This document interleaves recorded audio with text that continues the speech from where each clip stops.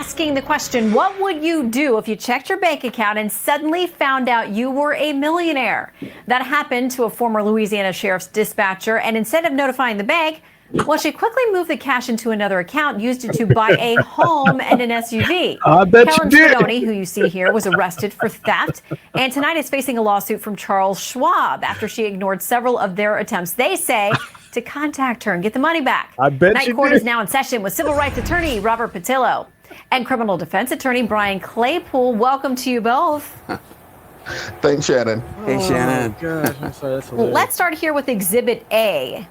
On February 23rd, Schwab meant to transfer $82.56 into a Fidelity brokerage account, services account, but the company instead transferred $1,205,619. Court records said. They make a mistake like that. So, Robert, is their mistake? Is their mistake, but that does not mean you have a legal right to that amount of money. Even best case scenario, if you were able to keep it, good luck explaining to the IRS where $1.2 million came from and paying the taxes on that.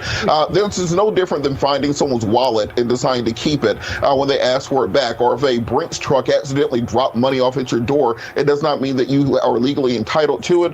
There's legal precedents on it where people back in the old days would cash those Publishers Clearinghouse checks that came to your house and occasionally bank to allow the transaction to go through, but then later on when they figured out the funds were not there, they would reverse it. So though I understand that most people don't have sympathy for big banks in situations like this, you don't have a legal right to it and you're going to end up getting in more trouble than it's worth. It sounds like she is right now, innocent until proven guilty, but facing a lot of charges. Exhibit B, then, we go to. The company argues in its lawsuit that Spadoni's account contract with Schwab, now this came from the Charles Schwab account, includes an agreement that if a client receives an overpayment of funds, the client is required to return the full amount. Brian. Exactly. Well, Shannon, first thing I'm going to do in the morning, I'm running over to Charles Schwab. I'm setting up my account there, and then fingers crossed, I get $1 million bucks. Anyway, all kidding aside, last time I checked, we have a criminal court of law, not a moral court of law. And morally, this woman is incorrect, and she should do the right thing and transfer the money back. But the law is on her side, believe it or not, and I think it's going to trump that agreement that she signed, that she probably didn't even know what she signed, probably didn't even know what she read.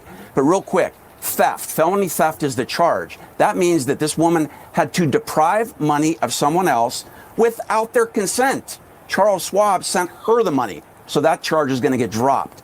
The last charge against her is bank wire fraud. Again, she has to show an intent to deprive Charles Schwab of money. Last time I checked, Charles Schwab made a mistake and sent the money to her. So in the real world, she might walk free and she might have $1.2 million and she might have a wrongful termination case against the sheriff's department for firing her. They shouldn't have done that. Well, she's got a world of trouble to fight her way out of now. I mean, Brian, maybe she'll call you up. You are the defense attorney of all defense attorneys. You've made your case. Robert has made his. And we're told, by the way, detectives have been able to get back about 75% of the money. So maybe there'll be some goodwill there. I don't know. Robert and Brian, thank you for your very effective lawyering. All right, so for those of y'all that don't know, if you're ever in this situation, I'm going to tell y'all what to do so that if this situation ever happens to y'all, any one of y'all can never say that y'all didn't know what to do because I'm going to tell y'all what to do. If you ever have a certain amount of money in your bank account, say you have $5,000, for example, you have $5,000 in your bank account, and then all of a sudden, out of nowhere, you look in your bank account and you have $1 million, but you did not deposit that $1 million, that means that money is not yours. That means it's not yours, which means you need to contact the institution where it came from and let them know, because you do not want to be in a situation like this. The fact that she just happened to move the money out that fast and make all these big purchases, it does not look good. Okay.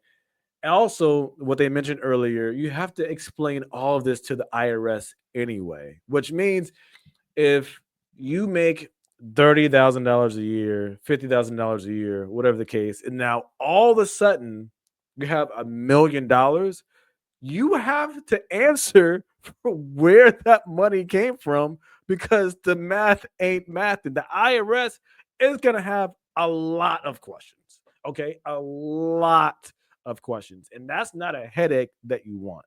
Okay.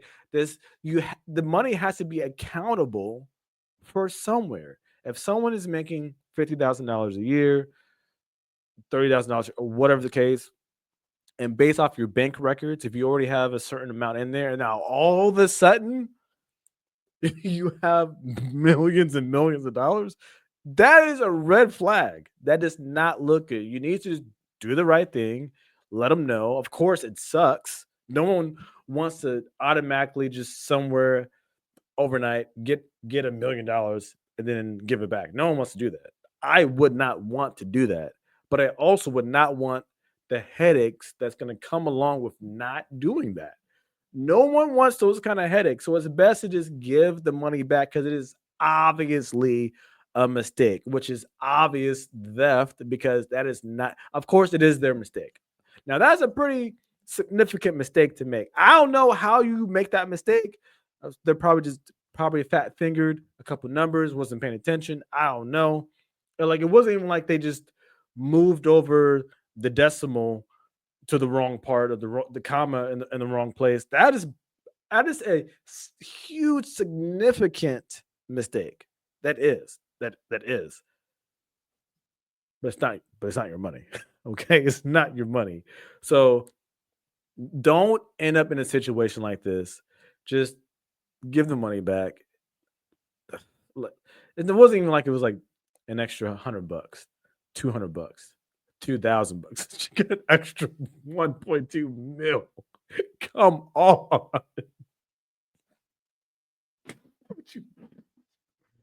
Oh my gosh. But hey, how do y'all feel about it? Hey, and also drop a comment below. If this happened to you, would y'all give the money back? Or would y'all wire that mug out and buy a house too? Like, what would y'all do? Drop a comment below. Also, drop a like for the video and let's have a conversation. Also, make sure to subscribe to the channel, and I'll see y'all in the next video. Peace.